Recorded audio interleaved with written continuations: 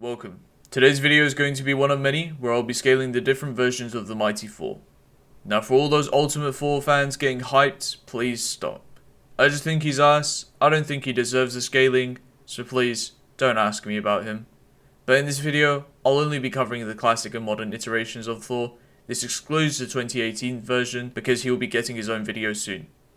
I'll be breaking down why I scaled him where I did, his most notable abilities, and some discussions regarding Mjolnir. For the Thunder God, going against powerful enemies or even allies are not out of the norm for him.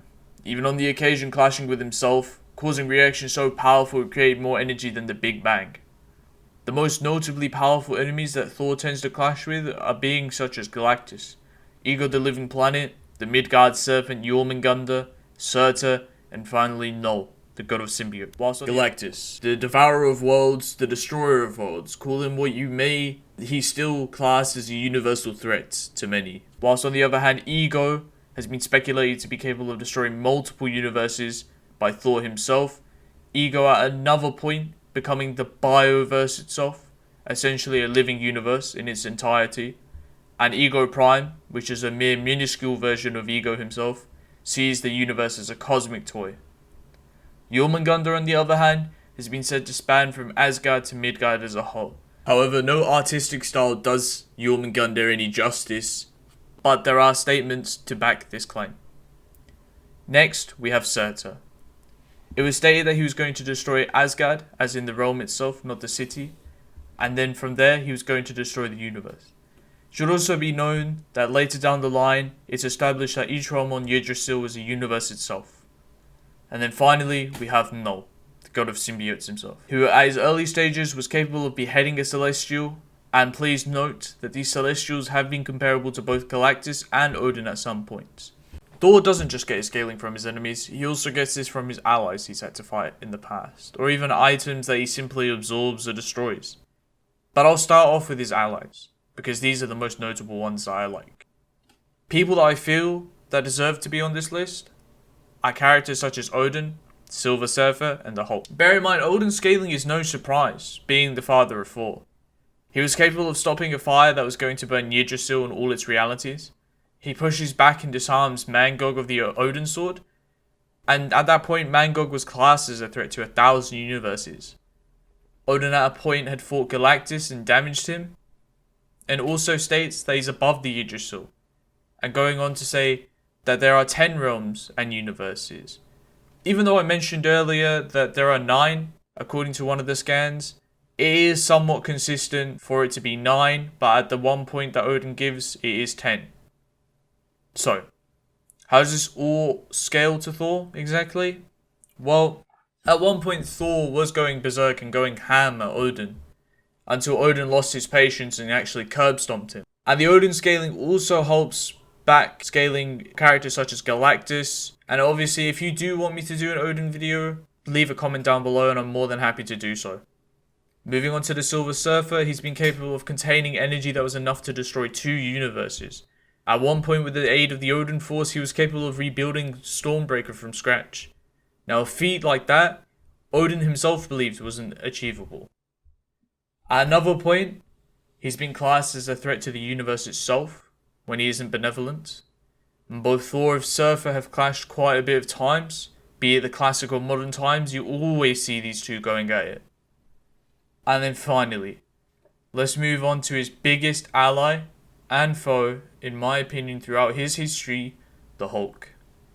He's gone up against the Nightcrawler, who no, this isn't the X-Men's teleporting fiend that everyone knows and loves, but this is the one in which Hulk had destroyed his universe due to the sheer combat that they both expended. He was also able to channel the power of 2 universes at a point, before he had to separate from Bruce Banner, and at some point, Hulk was even pushing through a stream composed of reality itself, being repelled onto him. And surely we know the amount of times that Thor and Hulk have gone against each other, where Hel herself even states that both of these warriors can last at least 100 years in pure combat. Remember the theory of the two Thor smashes? Well, the fine addition to that is that they merged infinite timelines along with it. Moving on to the miscellaneous power scaling for Thor. He was able to break out the Tesseract, a self-contained universe, And something worth noting is that when Thor first sees it, he implies that he would actually have no trouble breaking out of it. And Thor at one point had tanked a blast from the casket of ancient winters, which was capable of freezing hell up until Asgard. Thor also redirects the energy of the Null Bomb, and this bomb was stated to be capable of wiping out all of life on the Black Galaxy. I touched upon the Bioverse earlier, and the Black Galaxy essentially works in the same way. Now that I went over Thor's strengths, I'm going to be moving on to the notable and possibly unknown abilities of Thor himself. The first one that stands out to me the most is Thor's ability to drain the immortality from people, like gods such as Loki. Straight sucked out this man's only way to carry on living and denied him of that. Thor is also capable of manipulating matter, more so, this is transmuting it. Though this isn't really much of an ability, I did want to note off Thor's godlike stamina.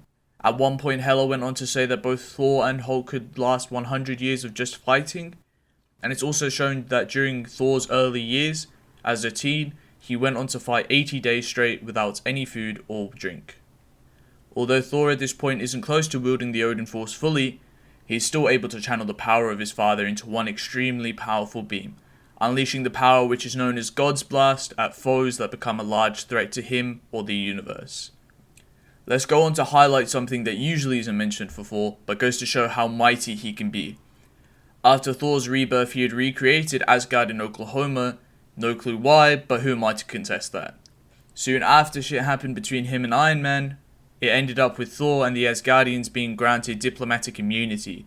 Imagine, being a mighty god on your own plane, and coming down to Earth and being granted immunity in fucking America. Thor may already be strong, but that doesn't stop him from getting any stronger, and that's where Warrior's Madness comes into play. This state of Thor increases his power and stamina by tenfolds. However, the side effects from this are that Thor begins to lose his sanity to the point where Big Papa Odin needs to step in and calm the fuck down. Finally, if Mjolnir is broken in combat, Thor is capable of restoring Mjolnir to its original state with what seems to be ease. You may have noticed that my Thor's ability list was short, and it's mainly because most of his greatest ones are pulled off with the legendary hammer Mjolnir. So to wrap up the rest of this video, I'll be showcasing Mjolnir's abilities. With Mjolnir, Thor is capable of creating portals, either going or sending things to different dimensions, or just as a means of travel. With a good swing of Mjolnir, Thor is capable of sending foes to a realm that is beyond all time and beyond all place. Whilst with the aid of Mjolnir, Thor had literally brung Asgard to Earth. Not only is Thor able to teleport himself, but he is capable of detecting where someone had travelled to with their own portals.